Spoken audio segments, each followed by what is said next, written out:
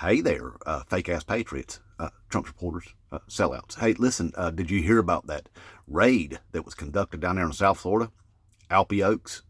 Yeah, right-wing billionaire, the same guy that sent busloads of people up to Washington, D.C. on January 6th, and then called it the most peaceful, loving protest he'd ever seen. That guy, yeah, he got raided. Now, guess who helped conduct that raid on him? You ain't gonna believe this. The Department of Defense was there helping conduct that raid. Now, I can only think of a few reasons why the DOD would be raiding that guy, and that might have to involve something like some terrorism threats against the United States, or some cyber crime against the United States, or some wire frauding against the United States, something like that. It's almost like the DOD knows something that we're just not privy to yet. I wonder if it has anything to do with we're finding out that there's people all over the country whose votes didn't count. I don't know. I'm just spitballing, I'm just speculating there, traders. So, but anyway, and then seems to be awfully odd to me that Donald Trump ain't saying nothing, and I can only think of a couple of reasons why that would be.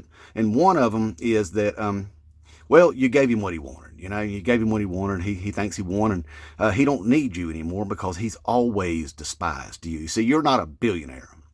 He don't like people like you and us. We're not billionaires. That's not the people Donald Trump runs with.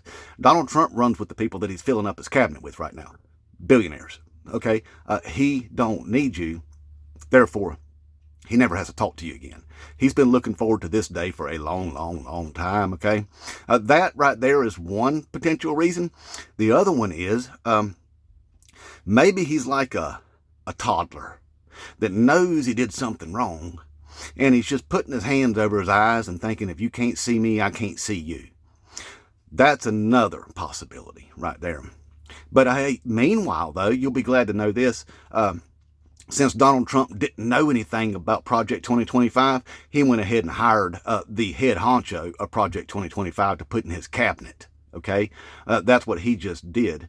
And here's the thing about that Project 2025. One thing is, you don't know nothing about it. You've never read it. You've never read even bullet points of it. You know nothing about it. All you know is that right there was just a left-wing talking point. Nope, it's real, and Donald Trump's using it.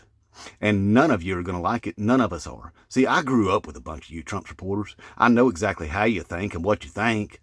I'm not stupid. And you ain't no Christian nationalist, okay? And believe me, you ain't no Christian nationalist, and you ain't going to like what comes with that.